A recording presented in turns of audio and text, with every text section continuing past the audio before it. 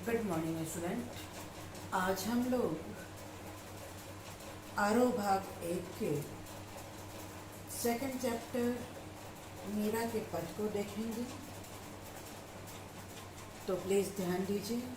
मीरा भाई एक भक्ति काल के बहुत ही प्रसिद्ध कवयित्री थी, जिनका जन्म 1498 ईस्वी मारवाड़ रियासत के कुड़की गांव में हुआ था। फिर से ध्यान दीजिए, मारवाड़ रियासत के कुड़की गांव में हुआ था।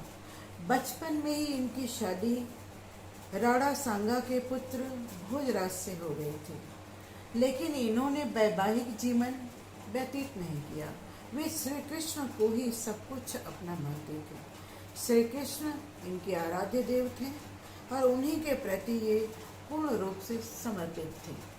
बाद में इनको बहुत यातना झेलनी पड़ी और वे अपने ससुराल को छोड़ करके मेरता आ गई। वहाँ से वृंदावन गई और वृंदावन के बाद वह द्वारकाधीश चली गई और वहीं पर उनकी मृत्यु हुई। इनकी जो प्रमुख रचना है वो है मीराबाई की पदावली और दूसरी रचना है नरसी जी रो माहेरो। आप ध्यान दीजिए, नरसी जी रो माहेरो। देखने से ही लग रहा है कि भाषा इनकी राजस्थानी भाषा है, परंतु कहीं कहीं ब्रज भाषा भी है। इसलिए कह सकते हैं कि इस कविता की जो भाषा है राजस्थानी मिश्रित ब्रज भाषा है। तो आइए इस पाठ के पहले पद को हम लोग देखते हैं। पहला पद है, मेरे तो गिरधर गोपाल दूसरों न कोई। यहाँ पर मीराबाई जो है कृष्ण को अपना पति मानती हैं। अब बड़े ही चैलेंजिंग स्वर में बोलती हैं कि मेरे तो गिरधर गोपाल दूसरों न कोई, जाके सिर मोर मुकुट मेरो पति सोई, छाड़े दई उनकी कानी का करिहे कोई। संतन ढिंग बैठी बैठी लोक लाज खोई, असुमन जल सींच सींच प्रेम बेली बोई, अब तो बेली फैल गई आनंद फल होई, दूध की मथनिया बड़ी प्रेम से बिलोई, दधी मत्थी घृत काढ़ लियो डारी दई छोई, भगत देखी राजी हुई जगत देखी रोई, दासी मीरा लाल गिरधर तारो अब मोही। यहाँ पर मीरा जी कहती हैं कि मेरे तो गिरधर गोपाल, गिरधर पर्वत, जो गोवर्धन पर्वत को धारण करने वाले हैं, गोपाल यानी जो गौ को पालन करने वाले हैं, जाके सिर मोर मुकुट, जिसके सिर पर मोर का पंख है, मेरो पति सोई, वही मेरे पति हैं और दूसरा कोई नहीं है। फिर से देखिए, मेरे तो गिरधर गोपाल दूसरों न कोई। मीराबाई कहती है कि मेरे गिरधर गोपाल यानी श्री कृष्ण ही मेरे पति हैं और कोई दूसरा नहीं है।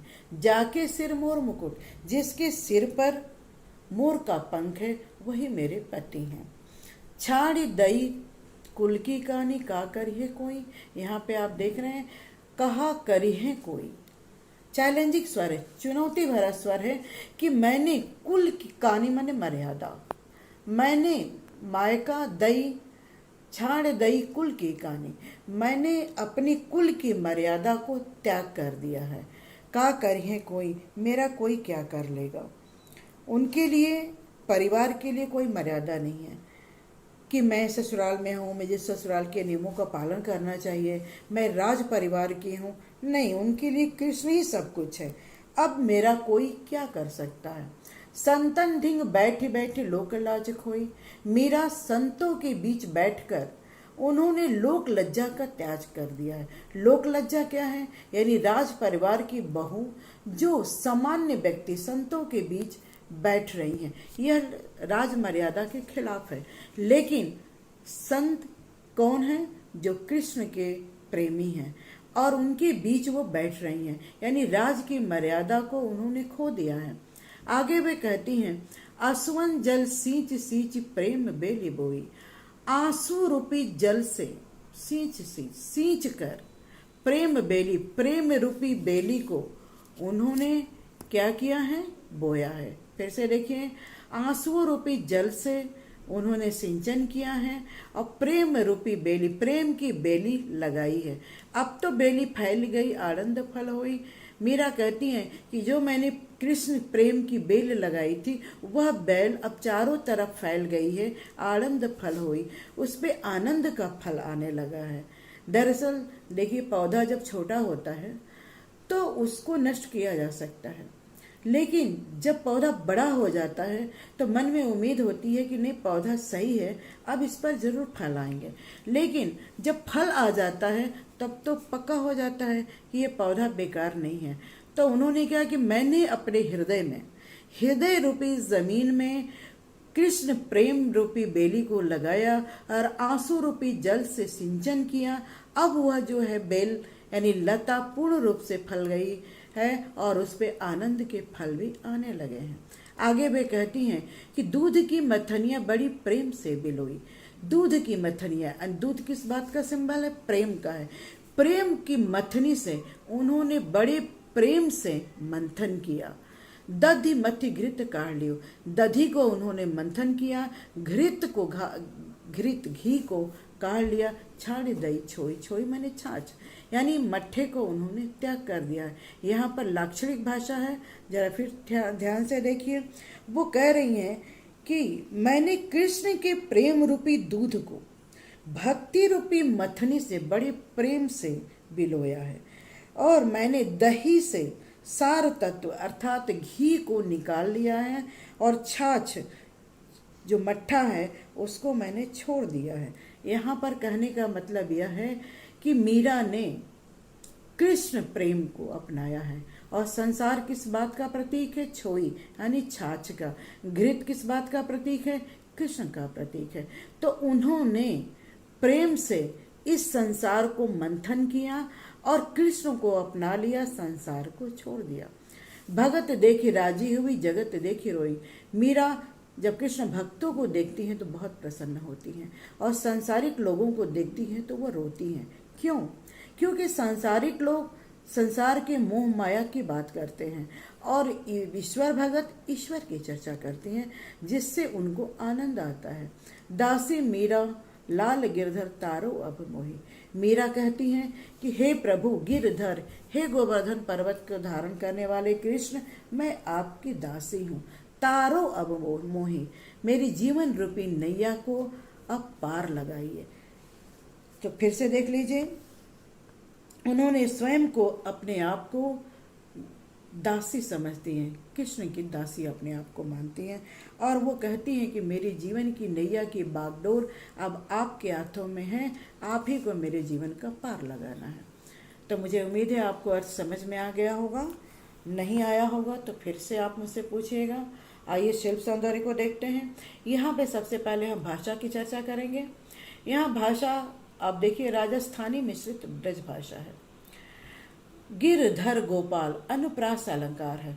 गिरधर गोपाल गोवर्धन पर्वत, जो गोवर्धन पर्वत को धारण करते हैं अर्थात कृष्ण। कौन सा समास है? बहुब्रीहि समास है। गोपाल जो गौ की रक्षा करते हैं यानी श्री कृष्ण, यहाँ भी बहुब्रीहि समास है। और आगे देखिए, का करिहे कोई, यहाँ भी अनुप्रास अलंकार है। बैठी बैठी पुनरुक्ति प्रकाश है। लोकलाज अनुप्रास अलंकार है। आसुवन जल सींच सींच, आंसू रूपी जल रूपक अलंकार। सींच सींच पुनरुक्ति प्रकाश। प्रेम बेली रूपक अलंकार। आनंद फल, आनंद रूपी फल रूपक अलंकार। दूध की मथनियाँ, मथनी किसकी है? दूध, दूध यानी प्रेम की मथनी, तो यहाँ भी रूपक अलंकार है। और यहाँ पे प्रतीकात्मक अलंकार है, यानी घी जो है कृष्ण का प्रतीक है, छोई जो है संसार का प्रतीक है। दासी मीरा लाल गिरधर तारो अब मोही। यहाँ पर हम लोगों ने देखा कि भाषा जो है भक्तिपूर्ण है और माधुर्य गुण से ओतप्रोत है। शब्द शक्ति अभिधा शब्द शक्ति है और लक्षण शब्द शक्ति भी है। यहाँ जो पद है वह गेय है, यानी एक तरह से इसमें क्या कहेंगे हम, मीरा के भजनों को गाया जाता है। तो गीतात्मक भाव है यहाँ पर, और कृष्ण के प्रति अनन्य भक्ति का दर्शन है। तो आज की बात समाप्त। थैंक्स।